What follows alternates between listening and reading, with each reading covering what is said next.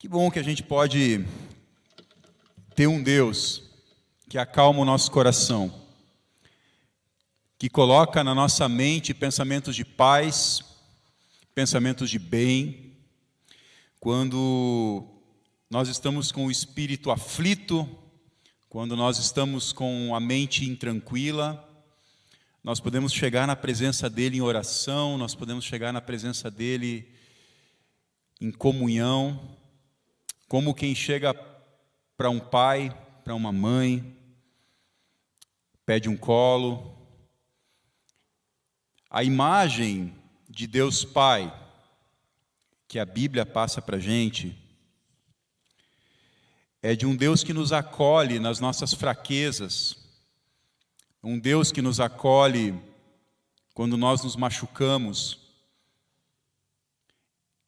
É a imagem da minha filha quando ela machuca o dedinho, quando ela cai no chão e ela vem e pede para que eu dê um beijinho, né? Quem é pai, quem é mãe sabe que essa talvez é a hora mais sensacional, né? Que a gente cura tudo com um beijinho, né? E a gente pode ir lá e dar um beijinho e curar e dar um carinho. E claro que a relação com Deus não é uma relação infantilizada. É claro que a nossa relação com Deus é uma relação que nos chama para a maturidade, para uma experiência de fé racional, inteligente. Mas quando nós nos machucamos, ou quando nós estamos cansados, o colo de Deus nos aguarda para nos restaurar, para nos reestabelecer, para que a gente possa voltar para a vida, curados, fortalecidos. Essa é a imagem de Deus que a Bíblia nos ensina a partir da revelação de Jesus Cristo. Nós estamos terminando a nossa jornada pela carta de Paulo aos Filipenses. Hoje nós chegamos no último capítulo. Nós estamos aí há uns 2 meses, se eu não me engano, ou mais, estudando só a carta de Filipenses. Só essa carta que foi escrita pelo apóstolo Paulo há cerca de 2000 anos atrás, enquanto ele estava preso na cidade de Éfeso. E ele recebe a visita de um enviado da comunidade de Filipos. E essa pessoa que visita Paulo em Éfeso conta para Paulo algumas coisas que estão acontecendo na sua comunidade, apresenta para Paulo algumas dúvidas, algumas questões, e Paulo escreve essa carta para aquela comunidade, orientando, consolando, animando. É interessante os textos do Novo Testamento, os textos bíblicos em geral, porque quando eles foram produzidos e quando eles foram escritos, eles não foram escritos com a intenção de se tornarem textos sagrados. Paulo não escreve a carta de Filipenses imaginando que depois de 2000 anos nós estaríamos aqui na cidade de Rio Negro, com a Bíblia aberta, estudando essa carta que ele escreveu. Isso nem passa na cabeça de Paulo. Paulo escreve essa carta para uma comunidade que ele conhece, uma comunidade que tem o seu coração adocicado pela relação com Paulo. Eles têm uma relação de afeto, de carinho com essa comunidade. E para essa comunidade, Paulo escreve essa carta. E ao longo da história da igreja, essa carta, assim como as outras cartas do Novo Testamento, e assim como os evangelhos também, eles são descobertos como fonte preciosa da palavra de Deus. E através de um processo histórico, através de um processo de diálogo, através de concílios, através de reuniões, os textos sagrados foram selecionados ao longo da história. A Bíblia não caiu do céu. Mas porque esses textos eram tão preciosos, porque o ensino deles era tão profundo, porque a palavra é tão atemporal, e fazia sentido para todas as pessoas. Esses textos foram sendo preservados ao longo da tradição da igreja, foram compartilhados nas comunidades de fé, cópias foram feitas dessa carta de Filipenses e foram distribuídas para as outras comunidades. Por quê? Porque a comunidade dizia assim: olha, nós recebemos uma carta de Paulo, e essa carta tem mensagens preciosas, e nós queremos compartilhar essa carta com vocês. Então eles mandavam essa carta por e-mail, eles manuscreviam a carta e compartilhavam pelas comunidades. E assim o texto chegou até nós. E esses dias, eu falo isso para introduzir, porque esses dias eu estava assistindo algumas entrevistas do Rubem Alves, para fazer um trabalho com os professores da rede pública de educação, aqui de Mafra. Nós estamos fazendo uma série de lives com todos os professores, gestores e funcionários da rede pública de educação de Mafra, toda terça-feira, a partir das 9 da manhã. E na semana retrasada, o tema que a gente ia discutir era justamente um olhar de Rubem Alves sobre a educação brasileira. Rubem Alves, ele foi pastor presbiteriano durante um tempo. Aí, durante a ditadura militar, ele foi embora para os Estados Unidos fazer o mestrado, e quando ele voltou, ele foi acusado de sedição. Ele foi acusado de ser um agente da esquerda, ou qualquer coisa que o valha, né? E aí, então, ele sai da igreja presbiteriana e ele começa a trabalhar na Unicamp. E aí ele tem um legado muito grande de contos, de histórias e de reflexões a partir da perspectiva dele sobre a educação brasileira. E realmente é muito interessante. É um pensador que eu admiro muito. E nessa pesquisa sobre Rubem Alves, ele conta o seguinte: ele está dando uma entrevista e está falando da sua vida, da sua biografia. E ele diz o seguinte: olha, eu perdi a fé no seminário. Eu perdi a fé no seminário. Eu estava fazendo seminário para me tornar pastor da igreja presbiteriana, e uma tarde eu estava caminhando pelo seminário, caminhando pelo parque do seminário, e eu me dei conta de que os textos bíblicos não caíram do céu, não foram produzidos de maneira miraculosa, mas que eles foram escritos e selecionados ao longo da história. E eu pensei, foi gente que escolheu esse texto aqui. Uma reunião, uma assembleia com 100, 200, 300 pessoas que disseram: esse texto entra, esse texto não entra. E Rubem Alves disse que quando ele percebeu aquilo bagunçou a fé dele. Bagunçou a fé dele, ele começou a questionar: mas se esse texto aqui foi escolhido por concílios da igreja, por pessoas, como eu sei, não é sagrado, não é palavra de Deus. Eu também, quando fui para a faculdade, estudei os concílios que selecionaram os textos bíblicos. Mas ao contrário de Rubem Alves, eu fico mais maravilhado com o processo, porque passou tanta coisa aqui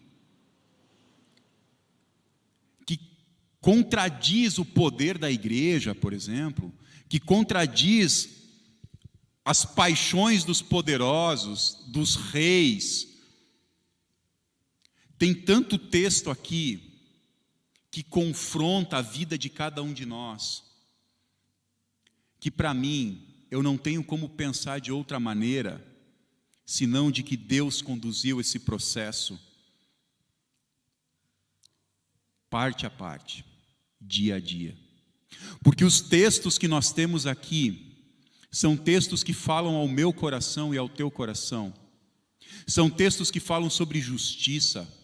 São textos que falam sobre bondade. São textos que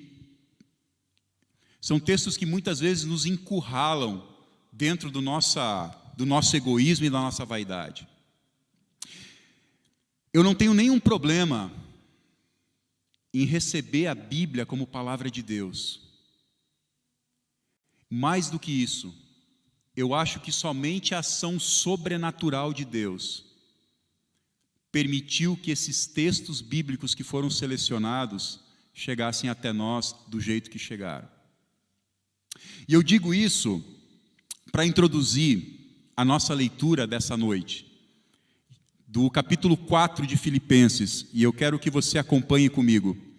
Eu acho que dá para baixar um pouquinho o som aqui no templo, eu acho que está meio alto, né? Eu estou me escutando bem alto aqui, acho que dá para baixar o som do templo aqui um pouquinho. Muito bem.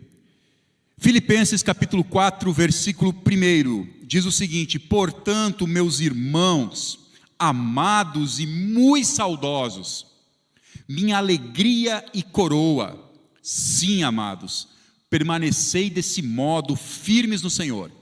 Paulo está dando uma injeção de ânimo e carinho no povo de Filipos. Ele está dizendo: olha, vocês são meus queridos, vocês são meus amados, vocês são pessoas que eu tenho em grande consideração, vocês são a minha coroa.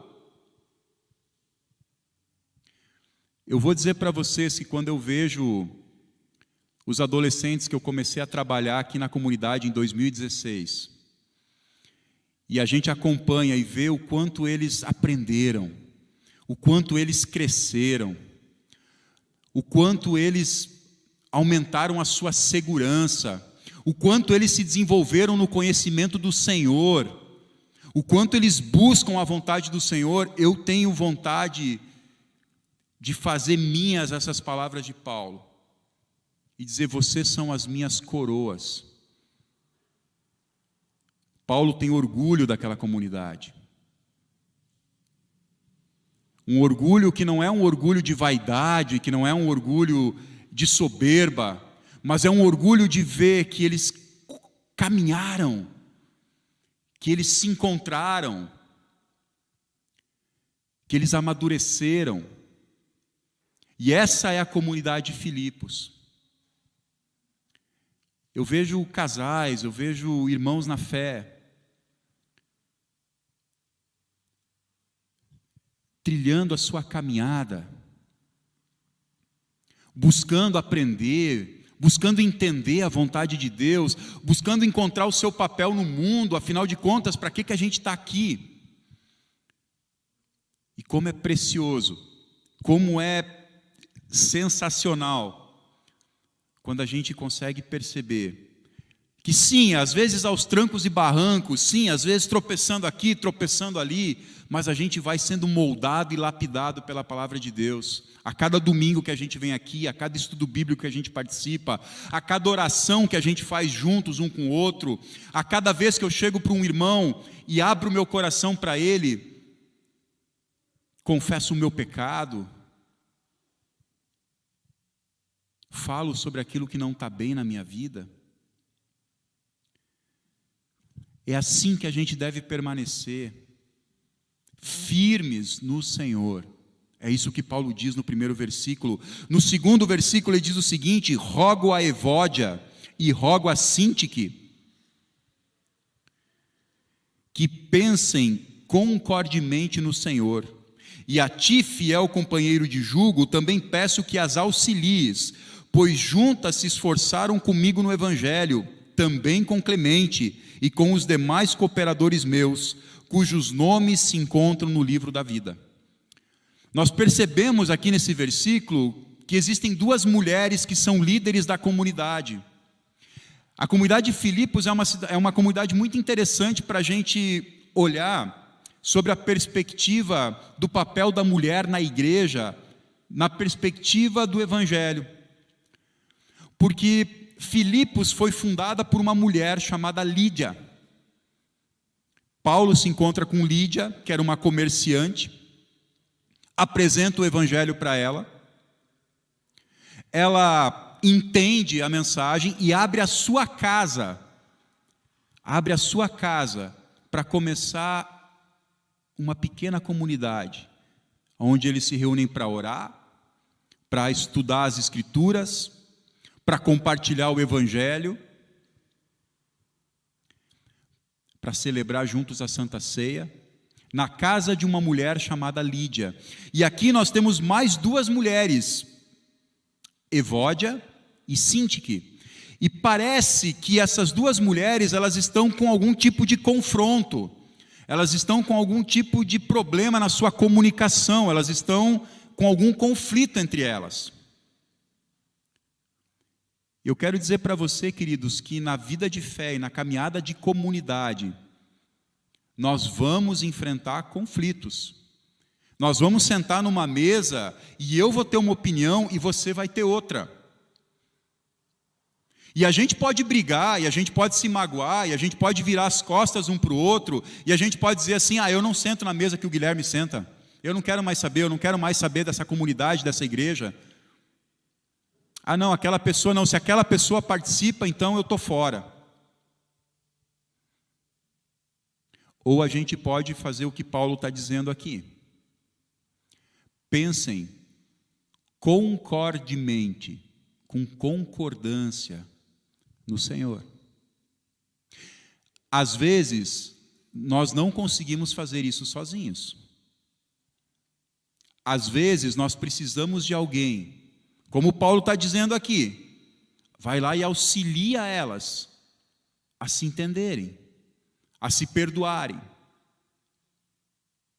a falarem a mesma língua, a estarem juntas no mesmo propósito. Por quê? Porque as duas foram alcançadas pelo Evangelho. Paulo está dizendo aqui, essas duas mulheres trabalharam comigo pelo Evangelho. E não dá para deixar elas brigadas. Não dá para deixar que a mágoa crie uma barreira. Não dá para deixar que a mágoa crie raízes. E quando nós sabemos, quando nós temos conhecimento de conflitos e confrontos na nossa igreja, o nosso papel tem que ser de auxiliar a resolução do problema. Mas muitas vezes o que a gente quer é botar lenha na fogueira. É ou não é verdade? Tomar partido. Veja que Paulo não toma partido aqui. Paulo não diz, Evódia faça isso, ou Sintique faça aquilo. Paulo diz, se acertem, busquem um caminho comum. Pessoas ajudem que Evódia e Sintique pensem concordemente no Senhor. E nós estamos a recém no versículo 3, vamos lá. Ele continua dizendo o seguinte, alegrai-vos sempre no Senhor. Outra vez eu digo, alegrai-vos, seja a vossa moderação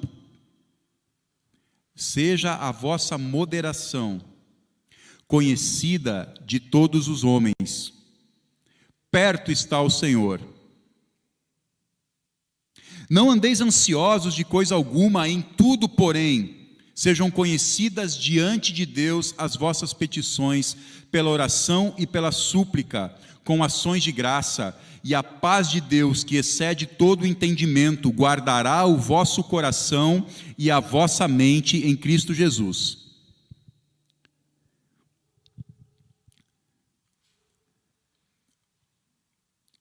Paulo sabe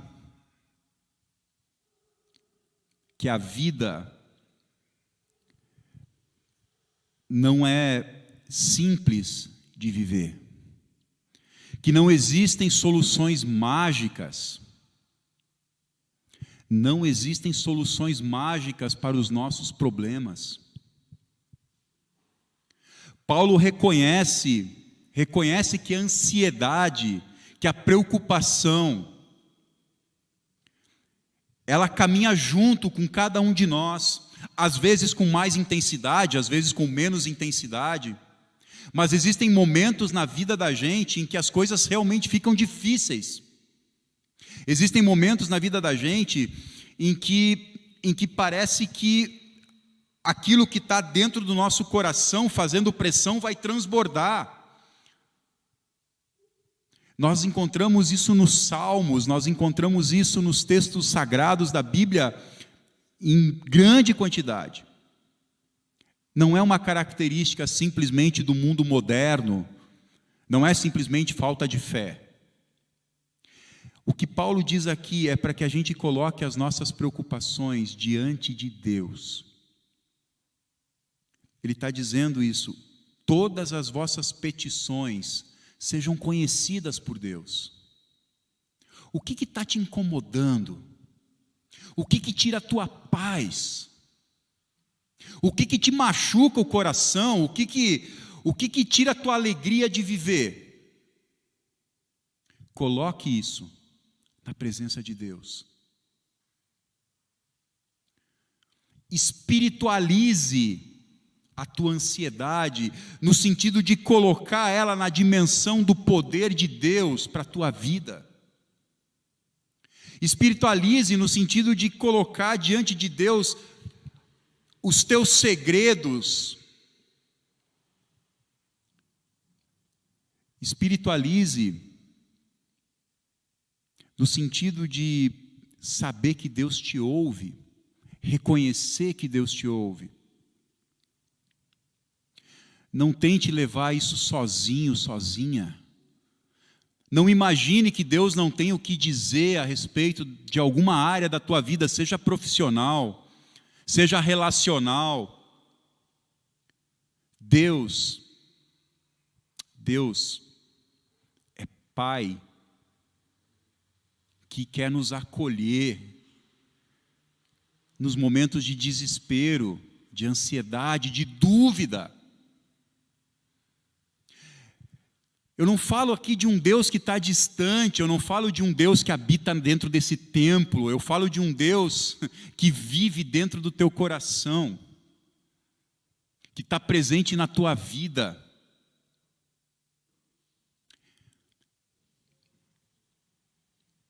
Que as tuas ansiedades sejam conhecidas por Deus. Que as suas ansiedades sejam conhecidas pelos teus irmãos na fé. Pessoas que caminham contigo. Você tem alguém que caminha contigo? Ou você vive a tua fé de maneira individualizada e burocrática? Eu venho, sento aqui no domingo, levanto, vou embora e para mim está bom. Se você permanece nessa experiência de fé, você está muito longe, muito distante de entender o que significa o Evangelho. Se você não tem ninguém que ora contigo, que fé é essa? Que vida em comunidade que é essa? Que experiência de cristianismo é esse? Porque a palavra nos aponta a outra direção. Versículo 8. Finalmente, irmãos, tudo que é verdadeiro, tudo que é respeitável, tudo que é justo, tudo que é puro, tudo que é amável, tudo que é de boa fama, se alguma virtude há e se algum louvor existe, seja isso que ocupe o vosso pensamento.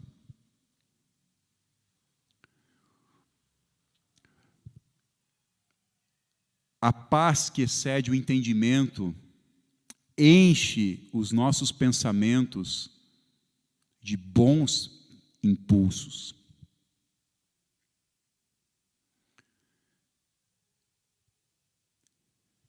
Se a gente vive uma vida em que a gente só consome lixo,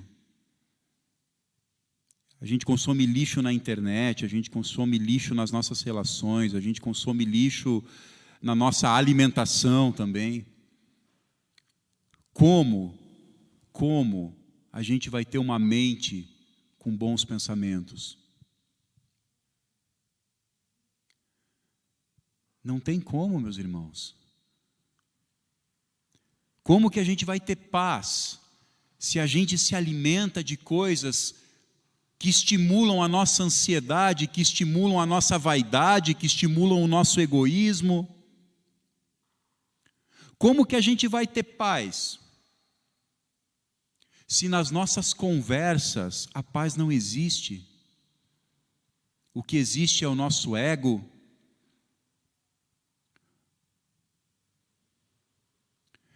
Bons pensamentos, coisas que edificam a nossa vida. Faça uma planilha do teu dia. Veja quantas horas você gasta colocando coisas boas, saudáveis na tua mente. E quanto tempo você passa estimulando a tua mente com tranqueira. Especialmente esse nosso mundo que a gente está hiperconectado, que a gente não larga o celular, que a gente sai do celular para ir para frente do notebook, sai do notebook para ir para frente da televisão. Qual é o que tem estimulado a tua vida e os teus pensamentos? Paulo vai dar uma pista aqui, versículo 9. O que também aprendestes, recebestes e ouvistes, e vistes em mim, isso praticai, e o Deus da paz estará convosco. Você sabe, no fundo do coração você sabe. Se você já participa da nossa comunidade há algum tempo, se você já participou de algum retiro no Moriá, de algum acampamento, se você já veio em alguns cultos aqui, se você já ouviu a palavra de Deus algumas vezes na tua vida, meu irmão, você sabe o que você precisa. Você sabe para onde o caminho que você está trilhando vai te conduzir. Só que saber não adianta. Saber as coisas não muda a realidade. O que muda a realidade é quando a gente põe em prática aquilo que a gente sabe. Existe uma palavra da pedagogia que é praxis. Praxis é a prática refletida a partir de um conhecimento. Qual é a praxis da tua vida? Porque se a gente busca o Senhor Deus, se a gente estabelece com Ele uma relação de amor, se a gente entender o significado do Evangelho, e a nossa vida não reflete isso, a nossa prática não muda e não é transformada, provavelmente, a tua vida de fé vai ser cada vez mais irrelevante, cada vez mais incipiente, cada vez mais sem tempero, sem sabor, sem significado. Agora, na medida em que você realmente se apropria do conhecimento da fé e da verdade de Jesus, na medida em que você se apropria do que significa esse novo entendimento, e você põe ele em prática, meu querido, é outro mundo. É outro mundo. É um mundo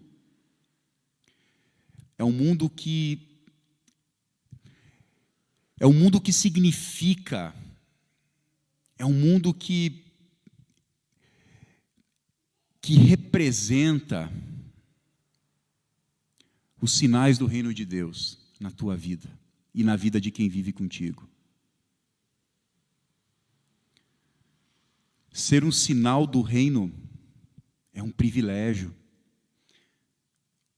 mas é um privilégio que está acessível a todos nós.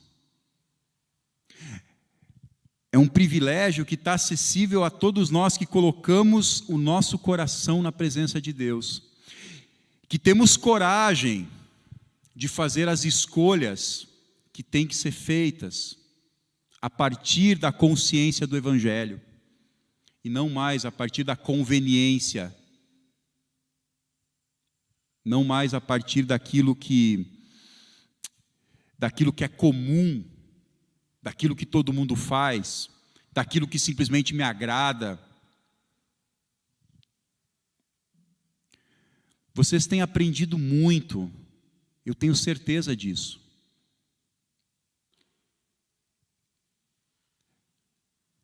A grande questão é o quanto disso tem me impulsionado para pôr em prática no dia a dia.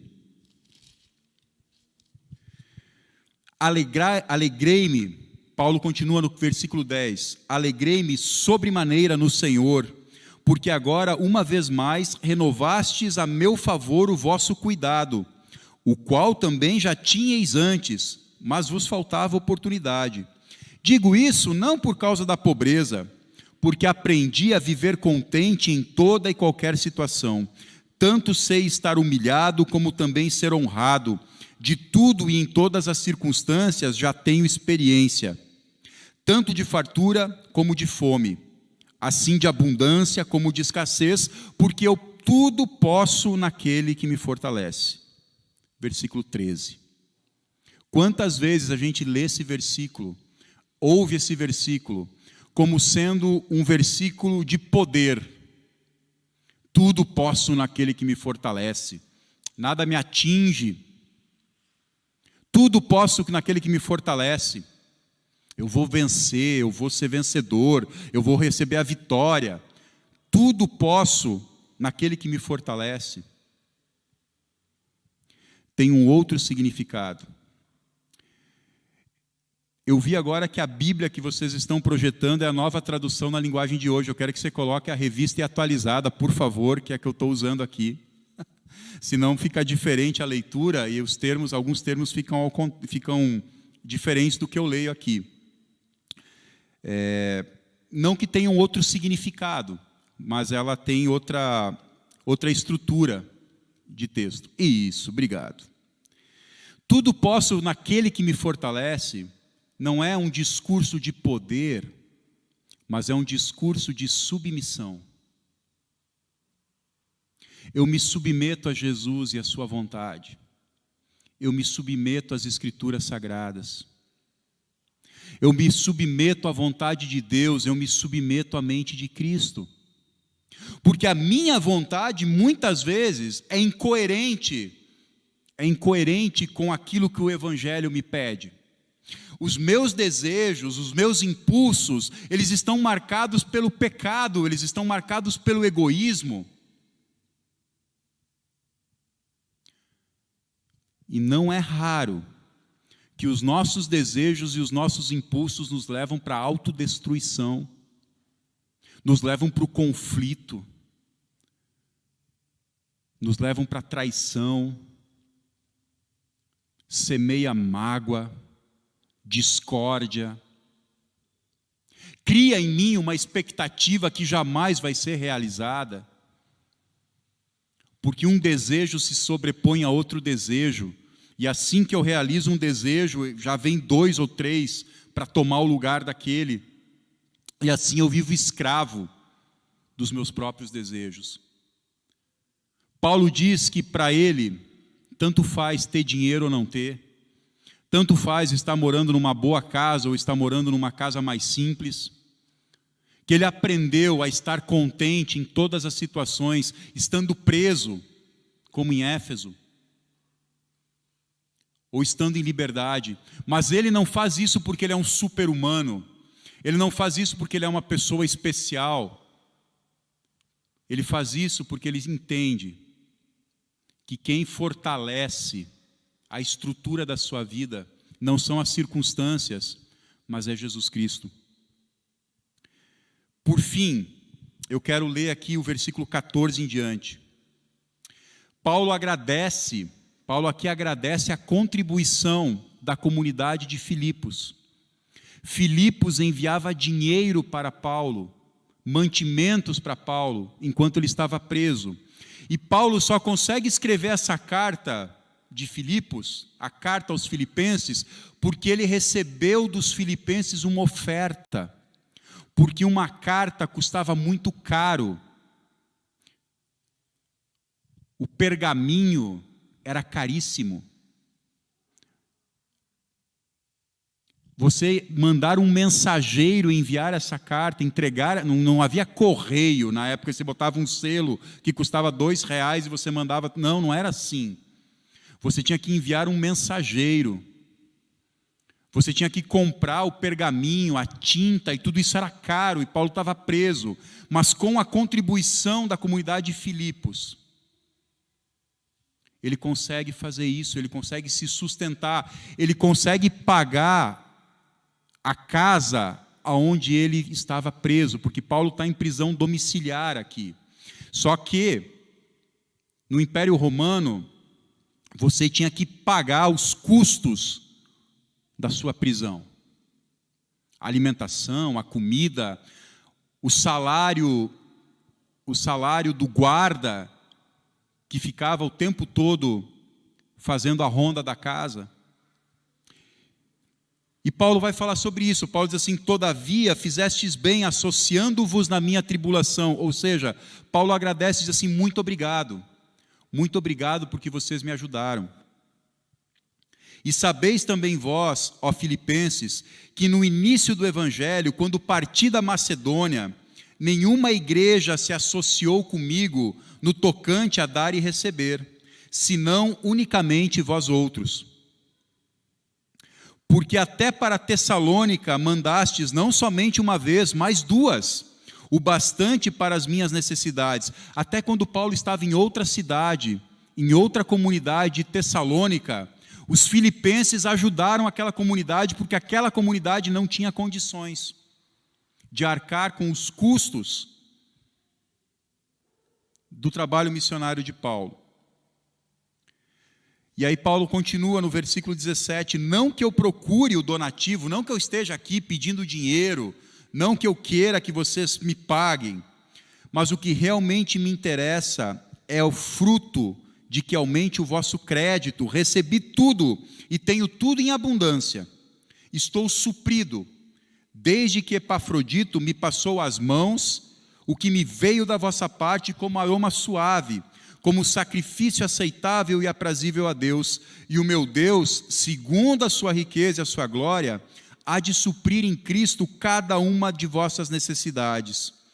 Ora, a nosso Deus e Pai, seja a glória pelos séculos dos séculos. Amém.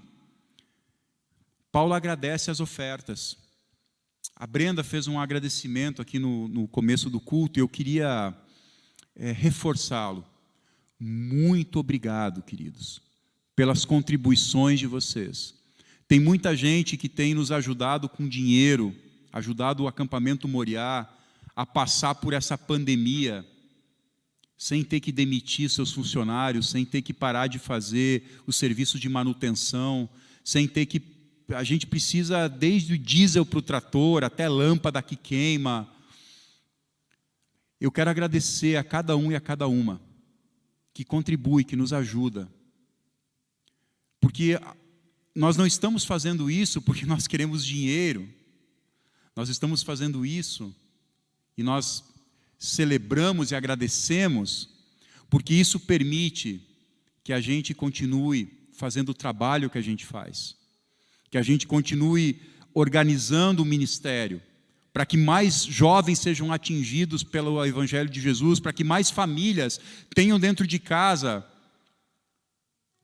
a experiência de viver como uma família que conhece a Jesus. A gente consegue oferecer aos professores um curso de formação que tem uma base de espiritualidade, mas que também se movimenta para que eles tenham uma relação com os seus alunos e entre si mais digna, de paz, mais produtiva e mais proveitosa. Por fim, os dois últimos versículos, versículo 21, Paulo diz assim: saudai cada um dos santos em Cristo Jesus, os irmãos que se acham comigo, os irmãos que se acham comigo vos saúdam. Todos os santos vos saúdam, especialmente os da casa de César. E que a graça do Espírito Santo, a graça do Senhor Jesus Cristo, seja com o vosso espírito. E assim ele termina essa carta. E assim nós terminamos o nosso estudo da carta de Filipenses. Santos, somos eu e você. Quando Paulo fala santos, ele não está se referindo a pessoas especiais que merecem algum tipo de adoração. Paulo está falando sobre a realidade da santificação que acontece quando a gente compreende o Evangelho e aceita Jesus Cristo. Santo significa povo separado. Santo significa gente que pensa diferente. Por que você não faz isso que todo mundo faz? Porque eu sou santo. Santo não é gente sem pecado. Eu e você não somos sem pecado, assim como Paulo não era sem pecado, assim como o pessoal da comunidade de Filipos não era sem pecado. Tanto é que Evode e Sinti que estavam lá brigadas entre si. Santo é alguém que compreende o Evangelho e age impulsionado pelo amor de Jesus Cristo. Que faz escolhas diferentes para a sua vida.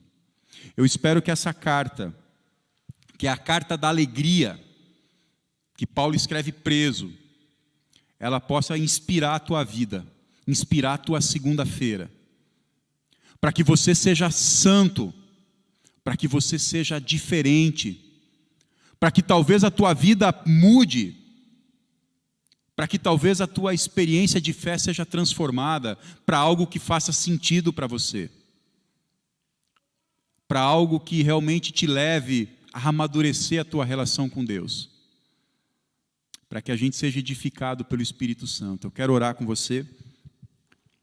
Pai querido, obrigado por esse culto, obrigado por essa noite que nós estamos aqui reunidos, na tua presença. Paizinho, nós sabemos que a nossa vida é uma vida de desafios, de ansiedades, de medos, de preocupações. Nós sabemos que nós lutamos contra os nossos impulsos egoístas, Pai, o tempo todo. Nós lutamos contra o pecado, nós lutamos contra a nossa vaidade absurda. Mas, Pai, nós pedimos que o Teu Espírito Santo fale ao nosso coração, nos inspire, nos ensine. Que o Teu Espírito Santo, Pai, permita que nós sejamos santificados pela Tua palavra, santificados pelo Teu Evangelho, para que as nossas escolhas, Pai, do nosso dia a dia, sejam mediadas pela Tua palavra, pela Tua vontade. Nos abençoa, Pai, como igreja, como comunidade, como famílias, em nome de Jesus. Amém.